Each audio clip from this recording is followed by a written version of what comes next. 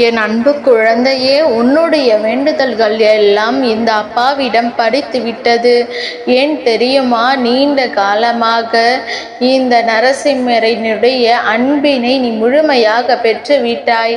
என் தங்கமே, என்னுடைய அன்பை முழுமையாக பெற்றிருப்பதால் மட்டும்தான் என் வாக்கினை உன்னால் உணர்ந்து கேட்க முடிகிறது. நீ ஒரு முறை சிந்தித்து பார்.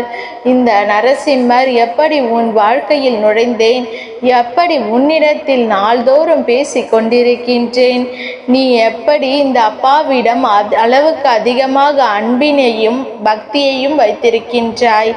இதையெல்லாம் உணர்ந்துதான் உன்னிடத்தில் நான் நாள்தோறும் நம்பிக்கையையும் மன நிம்மதியையும் கொடுத்து கொண்டிருக்கின்றேன். என் பிள்ளையே, நீ என் மீது எத்தனை அன்பு கொண்டிருக்கிறாய் என்பதனை நான் புரிந்து கொண்டேன். என் செல்ல பிள்ளையே, நீ என்னிடத்தில் உண்மையான பக்தியோடு தான் இருக்கின்றாயா? என்னை வணங்குகின்றாயா, வணங்கவில்லையா என்று மனதளவில் கூட நான் சந்தேகப்படவில்லை. ஏனென்றால் எனக்கு நன்றாக தெரியும் அல்லவா நீ என் மீது எத்தனை அன்பு வைத்திருக்கிறாய் என்று. அப்படி இருக்கக்கூடிய என் செல்ல குழந்தைக்கு உன்னுடைய வேண்டுதல்களை எல்லாம் நான் நிறைவேற்றி தராமல் போய்விடுவேனா என்ன? என் பிள்ளையே, நீ மனமுருகி என்னிடத்தில் கேட்ட வேண்டுதல்கள் எல்லாம் நிச்சயமாக நிறைவேற்றி கொடுக்கத்தான் போகின்றேன். நீ இந்த அப்பாவிடம் மனமுருகி கேட்டது பண நிம்மதியோடு உன்னுடைய கஷ்டங்களுக்கு தீர்வினை கேட்டதும், உன்னை காயப்படுத்தியவர்களுக்கான தண்டனை கேட்டதும், உன்னிடத்திலே இருந்து கொண்டு உனக்கு துரோகங்களை செய்ததற்கான நல்ல பாடத்தை கேட்டதும், இவை எல்லாவற்றையும் நான் உனக்கு நிறைவேற்றி கொடுக்கத்தான் போகின்றேன். என் பிள்ளையே, இனி உன்னுடைய வாழ்க்கை நீ ஆசைப்பட்டபடியே நிம்மதியாக சந்தோஷமாக அமைய போகின்றது. அதையும் நான் நிச்சயமாக உனக்கு செய்து கொடுக்கத்தான் போகின்றேன். என் குழந்தையின் ஆசைகளை எல்லாம் நிறைவேற்றுவது தானே இந்த அப்பாவின் கடமை. அப்படி இருக்கும் பொழுது நான் உன்னுடைய வேண்டுதல்களை எல்லாம் நிறைவேற்றி தராமல் போய்விடுவேனா என்ன? என் தங்க பிள்ளையே, நீ இப்பொழுது என்ன மனநிலையில் இருந்தாலும் உன்னை மீட்டு கொண்டு வர வேண்டியது இந்த அப்பாவின் பொறுப்பாகும். எனவே அப்பாவிடம் நான் வைத்த வேண்டுதல்கள் எல்லாம் நிச்சயமாக எனக்கு பலிக்கப் போகின்றது. நாம் கேட்டவற்றை எல்லாம் அப்பா கொடுத்து விடுவார் என்ற சந்தோஷத்தை நீ அனுபவிக்கத்தான் போகின்றாய். உன்னுடைய நம்பிக்கையை நான் எப்பொழுதும் வீணாக்கி விட மாட்டேன். என் செல்ல பிள்ளையே, உன் வாழ்க்கையில் நீ ஒரு புதிய உறவை வரையாகி கொண்டிருக்கிறாய் என்பதையும் நான் உனக்கு முன்கூட்டியே தெரிவித்து விடுகிறேன். உனக்கு தெரிந்தவர்களோ தெரியாதவர்களோ ஏற்கனவே அறிமுகமானவர்களுக்கு கூட யாராக வேணுமானாலும் இருக்கலாம். ஆனால் உன் வாழ்க்கையில் புதிய உறவு ஒன்று வரப்போவது நிச்சயம். என் பிள்ளையே, நல்ல உண்மையான உறவுகள் என்னிடத்தில் இல்லை, நல்ல நண்பர்கள் என்னிடத்தில் இல்லை. யாரை நம்புவது என்று தெரியாமல் நின்று கொண்டிருந்தாய் அல்லவா? உன்னுடைய தேவைக்கேற்ப உனக்கு ஒரு நல்ல நட்பினையும் நல்ல குடும்ப உறவையும் உண்மையான அன்பினை உன்னிடத்தில் கொடுக்கக்கூடிய ஒரு துணையையும் உன் வாழ்க்கையில் கிடைக்கும்படி நான் செய்ய போகின்றேன். இனிமேல் நீ செய்யும் தொழில் ஏற்கனவே நடத்துகின்ற தொழிலை விட முன்னேற்றம் அடையவும், உன்னுடைய வேலைகளில் நீ வெற்றி பெறுவதற்கும் அங்கே நல்ல சூழ்நிலைகள் எல்லாம் அமையப் போகின்றது. என் தங்கமே, உங்கள் ஒவ்வொருவரின் வேண்டுதல்களும் இந்த அப்பா நிச்சயமாக நிறைவேற்றி தரத்தான் போகின்றேன். இதற்கு முன்பு எதற்காக வருந்தினாயோ, எதற்காக வேதனைப்பட்டாயோ, அதற்கான நல்ல மருந்தினை நிச்சயமாக என்னிடத்திலிருந்து பெறத்தான் போகின்றாய். உனக்கு எல்லாமே கிடைக்கப் போகின்றது. அதை உன் கைகளிலே இந்த நரசிம்மர் கொண்டு வந்து கொடுக்க போகின்றேன். உன்னுடைய வாழ்க்கையில் நல்ல விஷயங்கள் நடக்கும் பொழுது நீயாகவே இதையெல்லாம் உணர்ந்து கொள்வாய்.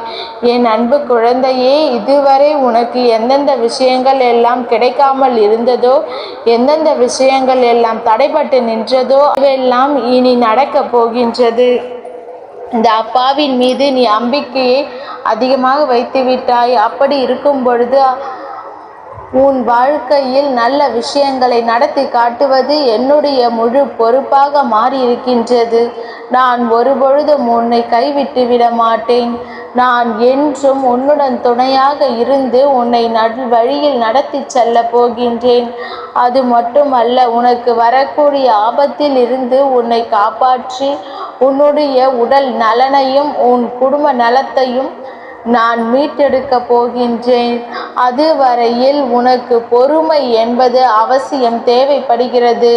நம் அப்பா நமக்கு வாக்கு கொடுத்து விட்டார். இனி நல்லது மட்டுமே நமக்கு நடக்கும் என்பதை மட்டும் நினைவில் வைத்து கொள்ள வேண்டும். என் அன்பு பிள்ளையே, சந்தோஷம் என்பது என்ன தெரியுமா? பிரச்சனை இல்லாமல் வாழ்க்கையை வாழ்வது கிடையாது. எவ்வளவு பிரச்சனைகள் வந்தாலும் அதையெல்லாம் சமாளித்து அந்த சூழ்நிலைகளை எல்லாம் வெற்றி கொண்டு நிம்மதியாக இருப்பதே உண்மையான சந்தோஷம் என்பதை நீ புரிந்து கொள்ள வேண்டும். இனி என் பிள்ளைக்கு நிரந்தரமான சந்தோஷம்தான் வாழ்க்கையில் அமைய போகிறது. இனி எத்தனை கஷ்டங்கள் வந்தாலும் துயரங்கள் வந்தாலும் அதையெல்லாம் மிக எளிமையாக கடந்து வரவும் ஜெயித்து வரவும் அத்தனை திறன்களையும் நான் உனக்கு கொடுக்க போகின்றேன். உன் வாழ்க்கையில் உனக்கு மிக பெரிய நம்பிக்கையையும் துணிச்சலையும் தைரியத்தையும் இந்த நரசிம்மர் கொண்டு வந்து கொடுக்க போகிறேன். அது மட்டுமல்ல, நீ இன்னொரு விஷயத்தையும் உனக்குள்ளே பழகி கொள்ள வேண்டும். அது என்ன தெரியுமா? உன்னிடத்திலே புன்னகையையும் மௌனத்தையும் எப்பொழுதும் நீ வைத்திருக்க வேண்டும். ஏனென்றால் பல பிரச்சனைகளை எல்லாம் கடந்து வருவதற்கு இந்த இரண்டுமே உனக்கு ஆயுதங்களாக பயன்பட போகின்றது.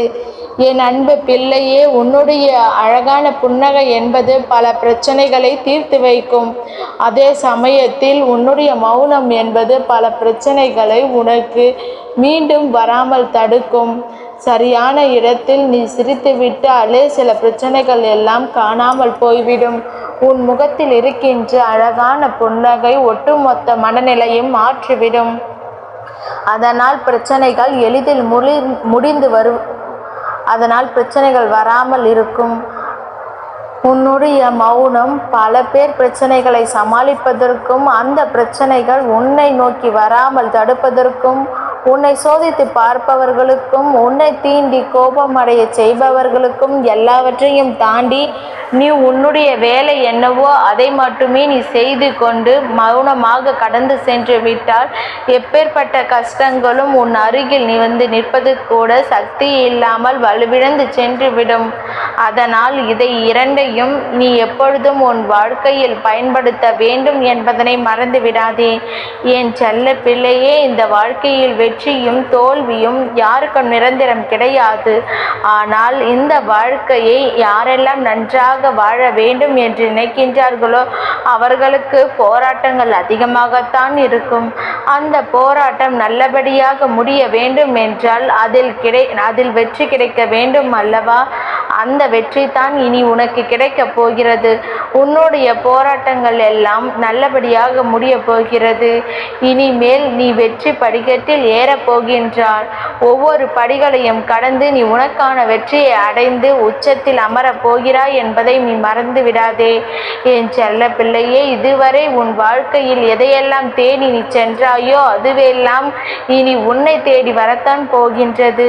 நீ எதிர்பார்ப்பது போலவே உன்னுடைய வாழ்க்கை அமைய போகின்றது.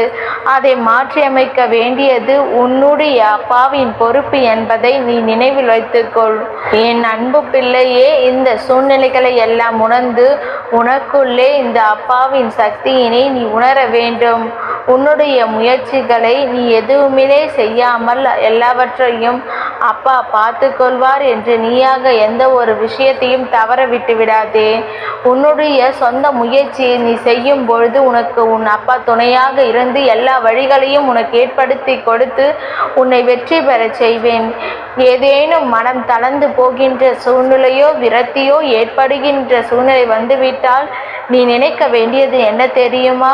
இந்த அப்பாவை நினைத்து கொண்டு என்னால் முடியும், என்னால் இந்த விஷயத்தை செய்ய முடியவில்லை என்றால் யாராலும் செய்ய முடியாது.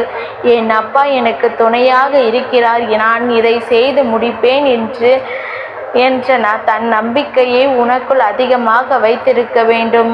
இந்த அப்பாவின் ஆசீர்வாதங்கள் என் பிள்ளைக்கு என்றைக்கும் கிடைத்து கொண்டே இருக்கும். உனக்கு என்றும் துணை இருப்பேன். நிச்சயம் இனி உன் வாழ்வில் நல்லதே நடக்கும்.